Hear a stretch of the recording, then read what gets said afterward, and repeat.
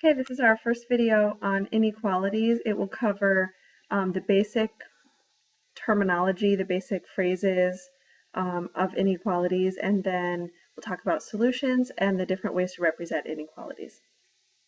You have a guided notes page that should go along with the first part of this video. So your guided notes page actually has 4 symbols at the top, but I want to start with these 2. These are the most basic.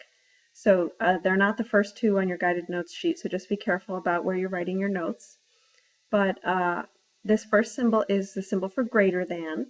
If you see the open side facing toward the left, then that's called the greater than symbol, and the other one is less than. The other 2 symbols have a bar underneath, and that bar means or equal to. So we have greater than or equal to, and there are actually some other phrases that can mean the same thing as greater than or equal to. If you hear the phrase not less than, something is not less than 5, that means it's greater than or equal to 5. Or at least is the other phrase that means the same thing as greater than or equal to. The last symbol is less than or equal to, and similar to the other, this could also be called not greater than or not more than, or could be said at most. You'll need to know those phrases in order to do any word problems or real-life applications of inequalities. So let's do a little bit of true or false to make sure that we understand those symbols. Is -5 greater than -7 minus 3? To figure this out, first let's simplify -7 minus 3. That's -10. So the question is -5 greater than -10? Remember, the greater numbers are towards the right on the number line, towards positive infinity. So this is really asking, is -5 to the right of -10?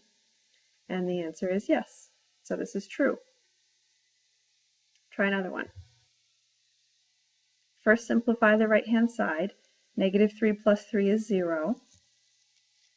And then decide, is -4 greater than 0? Instead of greater than, you can say more than. That has the same meaning. And it might be a more familiar term to you.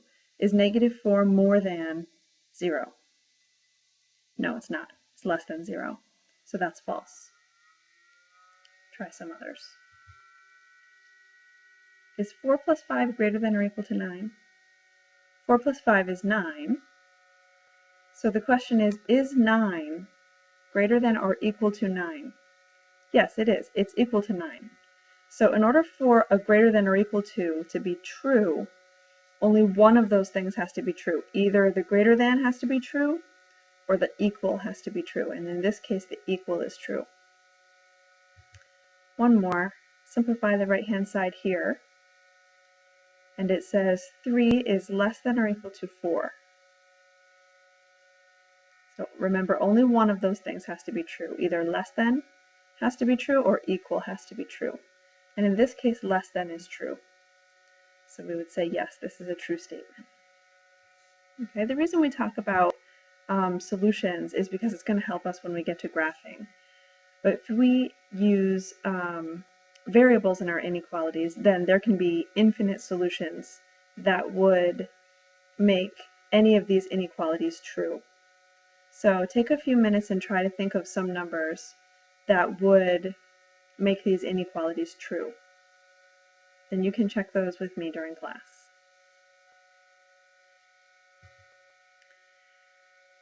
On to graphing. When we graph, we're basically coloring in or shading in all of the solutions on the graph. So if we look at x is greater than or equal to -8, we want to color in all numbers on the number line that would make this true. So think of some solutions. I could think of -5 would be a solution, -8 would be a solution, 0, and any positive number would be a solution. So I'm going to start my graph on the -8. I'll put a circle on -8 to show that my graph starts there. and I'm going to put a closed circle because plugging in -8 for x would make this true. So -8 is a solution. And then the rest of the solutions are towards the positive numbers, because remember that I said -5, 0, and any positive number would be a solution. So when I make the line, it's going to go in the direction of the positive numbers. Looking at the other inequality, 5 is greater than y.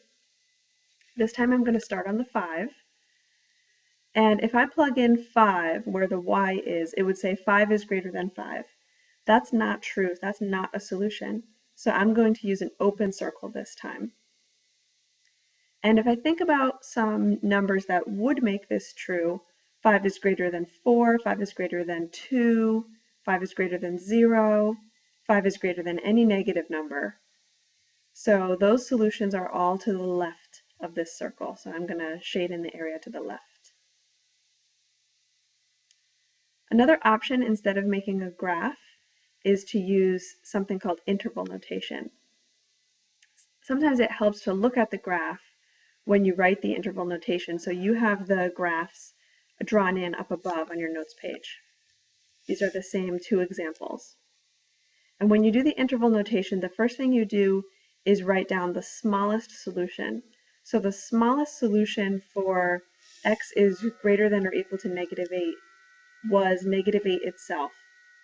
So we would start with -8. The biggest solution is infinity. This graph went all the way up the positive numbers, all the way up to positive infinity. So when we list the two numbers, it's going to be -8 and positive infinity. We always put positive infinity on the right because it's the biggest thing there is. And then we surround the two numbers, the interval notation, with brackets and parentheses. We use parentheses around infinity and negative infinity, or parentheses around the number if the number itself is not a solution.